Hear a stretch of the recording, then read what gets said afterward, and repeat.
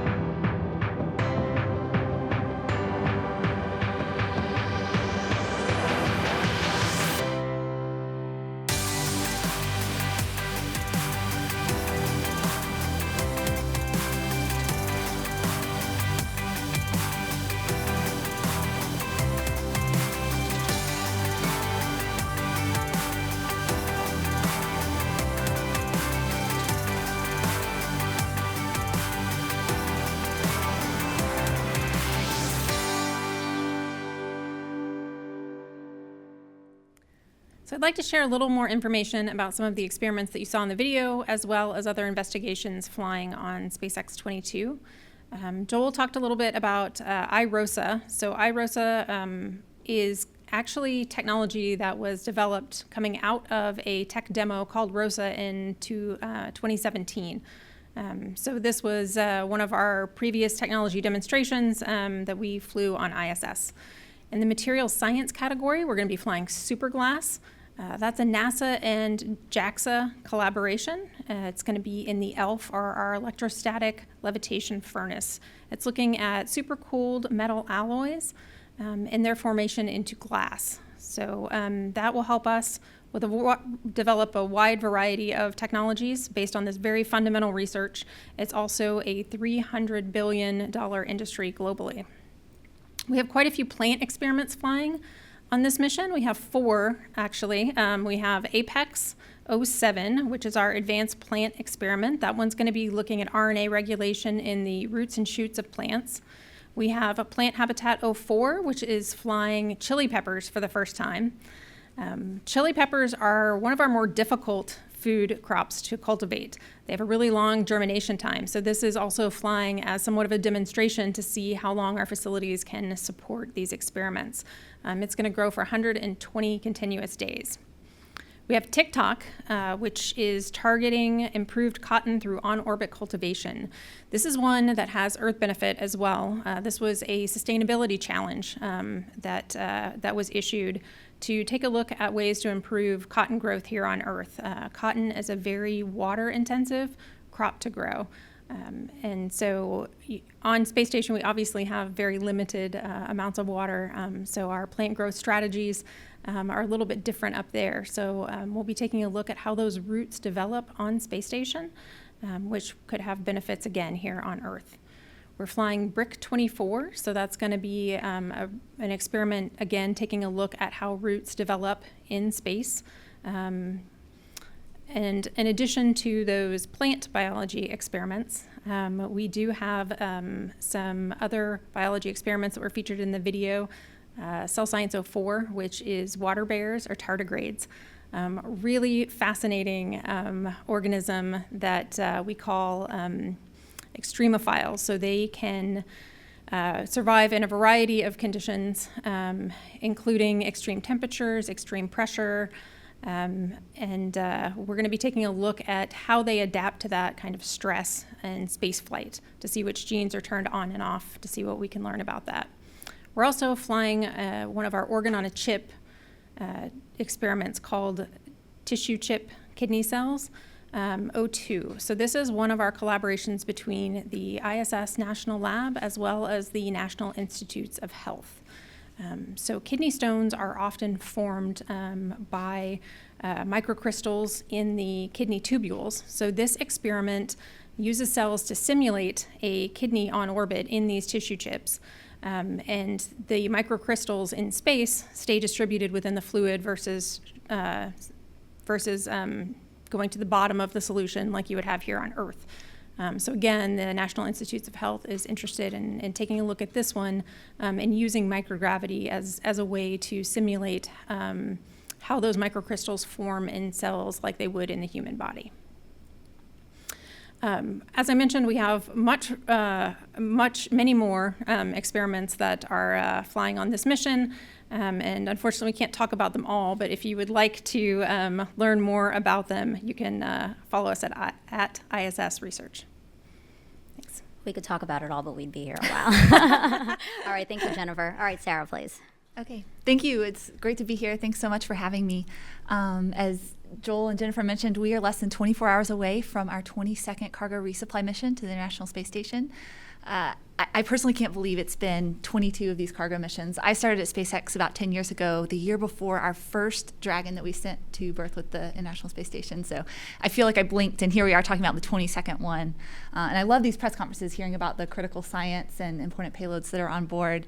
And even more exciting now that we get the privilege of transporting the very same crew up there that's doing this research. Just a couple months ago, the Crew 2 crew got on board, and now they're waiting to receive all this science and do it. So really exciting for us at SpaceX. And to that end, this is actually the 5th Dragon we've gotten to send to the orbiting laboratory in the last 12 months. So the team's been really busy.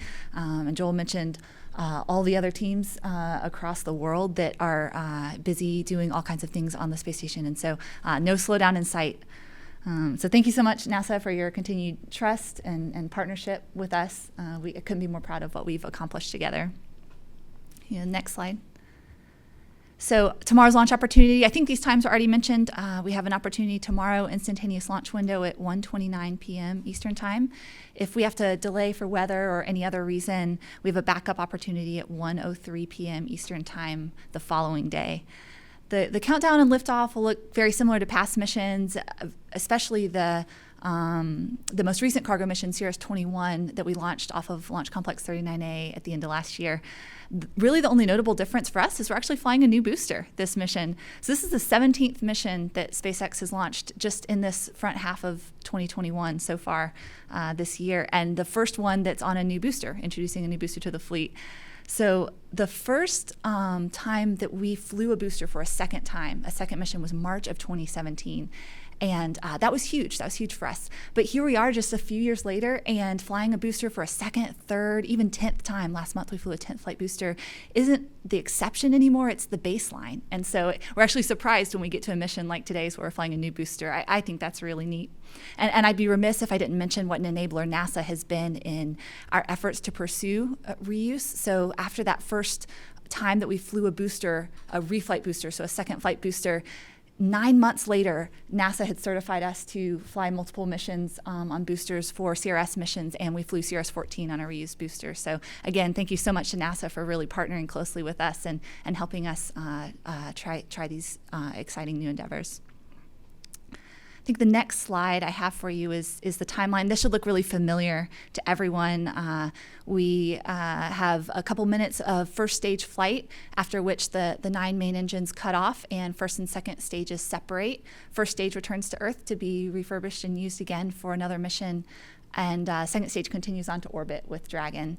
It takes Dragon to its injection orbit, I think about 8.5 minutes into flight is when we've reached orbit, and second stage engine cuts off, that vacuum engine there. Second stage separates a few minutes later, and Dragon goes onward to space station. So we'll have an early morning docking about 5:13 a.m. on Saturday morning, Eastern time. And then lastly, I wanted to show you an amazing video. If you could cue that up. This is actually footage from CRS-21. So the last cargo mission that went to space station, this is what the ISS looks like from Dragon's eyes as it performs a series of maneuvers to gradually catch up, rendezvous, and eventually dock with the International Space Station. This is obviously sped up, but this is all happening while ISS and Dragon are both zooming around the Earth at over 17,000 miles an hour. So truly dynamic operation. And I also wanted to point out that that's another Dragon there you see in the bottom center. That is Crew 1. And you'll see a similar thing here on this mission, CRS-22, approaching with Crew 2 Dragon already on space station. So really just a testament to how the teams have worked together to meet the frequent and the frequent ISS needs for crew and cargo. So one last thanks to NASA for your ongoing partnership. This is an exciting mission. Tomorrow's just one more example of a long history, and we're thankful for you. Actually, I will say one last thing. I was actually the SpaceX mission manager for that tech demo of the rollout solar arrays on CRS-11. So this mission is really exciting to me personally too. We're excited to see the new solar arrays get up there. So thank you so much. Sarah, thank you so much. All right, so now to Mark for our weather forecast. All right, good afternoon. So it's Florida, it's summertime, and that means showers and storms. We take a look at the afternoon satellite shot again. We're kind of sandwiched between two different features here at the midday hour. We've got the front well to the north of us, which will be of little consequence for our weather. But then you see this little low circulating around Cuba, and eventually that has been throwing moisture out towards Florida, some of the deep tropical moisture responsible for the ongoing showers and storms that we've had to deal with. And I really don't expect much change for tomorrow. And we take a look at the actual forecast and how that all plays out here. Again, fairly light winds, although becoming a little breezy by the afternoon tomorrow, and temperatures in the mid-80s, so very typical of what we'd see in Florida. However, you see the POV, the probability of violation due to weather concerns, at 40%. Main issue would be a few of those showers that come off of the coast and head towards our launch facility. However, given that there's quite a lot of real estate between each one of those showers, I do think that there's still a better than average chance that we'll be able to thread the needle and get in a good launch opportunity for tomorrow.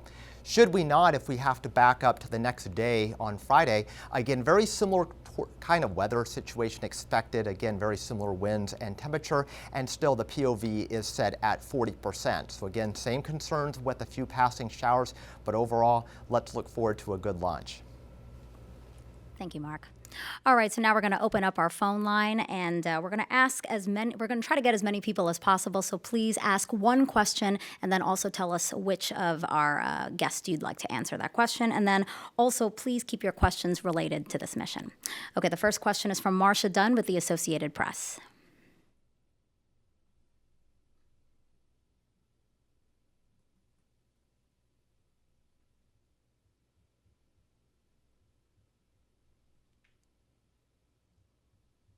Okay, we might have lost Marcia there. Let's go to Stephen Clark with Spaceflight Now.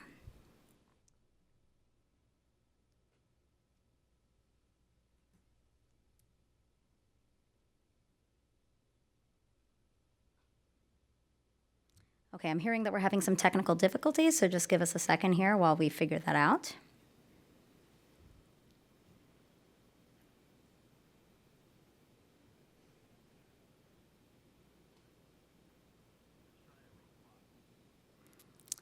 Let's take a question from Irene Klotz.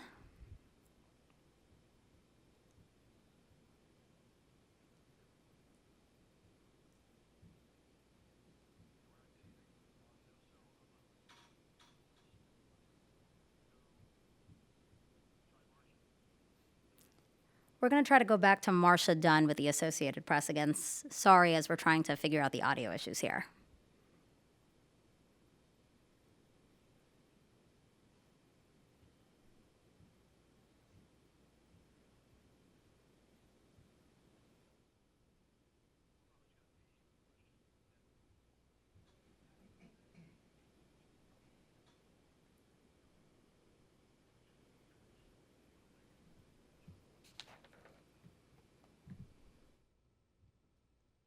We do have one question from NASA Social, actually. This question is, what sort of new capabilities will the ISS see with the increased power generation from the new solar arrays being launched?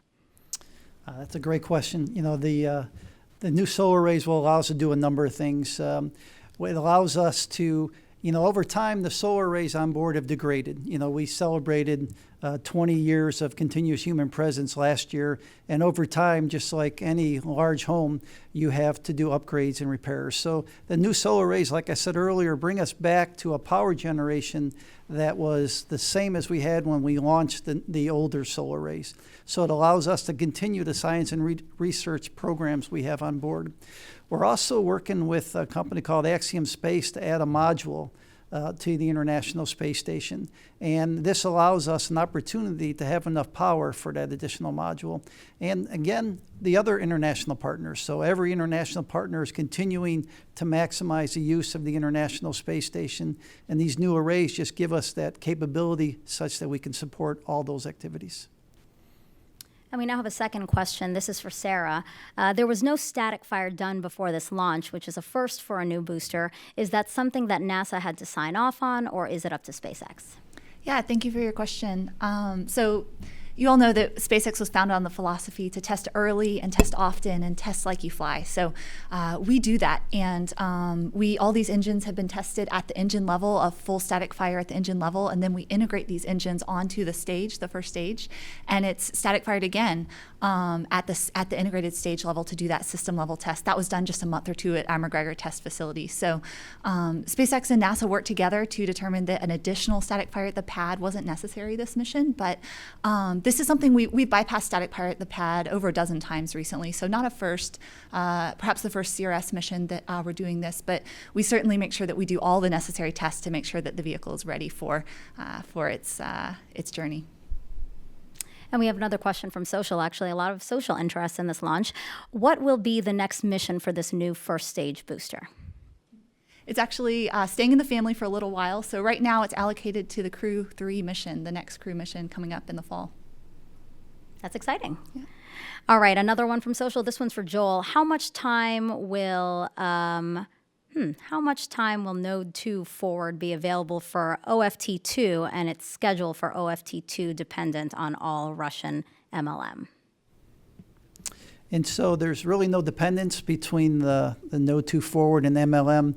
We like to make sure we don't have dynamic activities on back-to-back days, and we like a few days in between those.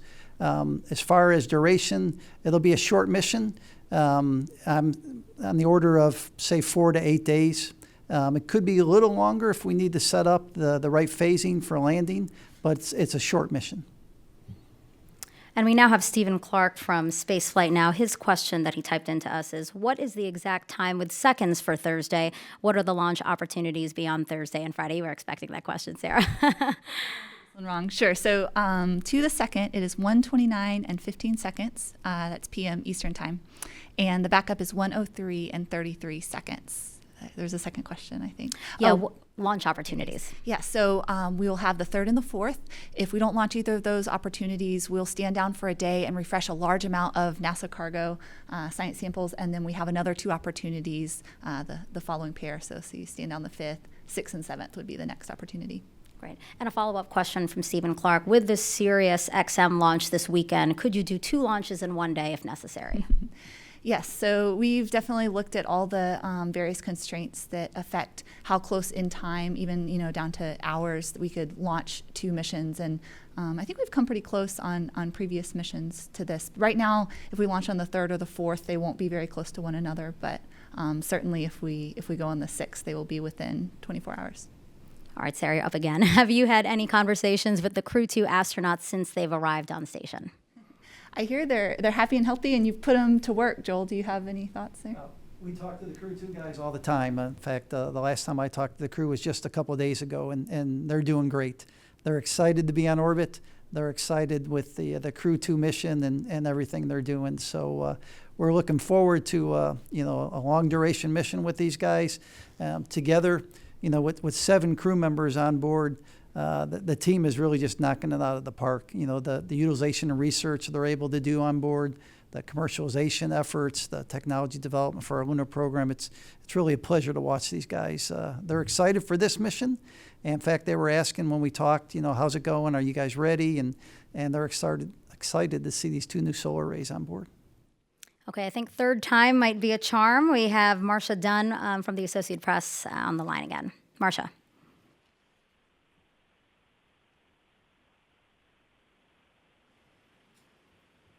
I jinxed it, didn't I? By saying that. I know. My bad, guys. I do have one other question for Jennifer. You mentioned all these different science experiments. What would you say is something you're most looking forward to? Oh gosh, that's a tough That's a hard question. one? Sorry. That's okay. I'm really looking forward to the suite of plant experiments that we have going up on this flight. As I mentioned, we have 4 different ones, all on this one mission, which is a pretty high number for us to have at the same time. And so I think it's really interesting. We're going to have such a variety of plant species on board, all looking at different aspects. I look forward to seeing the data that comes out of that and some of the results. Thank you. You answered that well.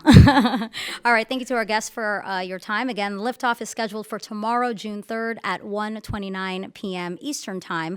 Launch coverage will begin 30 minutes prior at about 1 p.m. Eastern Time, and then will end about 20 minutes after that, but we will pick back coverage up again on Saturday, June 5th at 3:30 a.m. for docking to the space station around 5 a.m. So to everyone watching, thank you so much for joining us, and we look forward to seeing you tomorrow.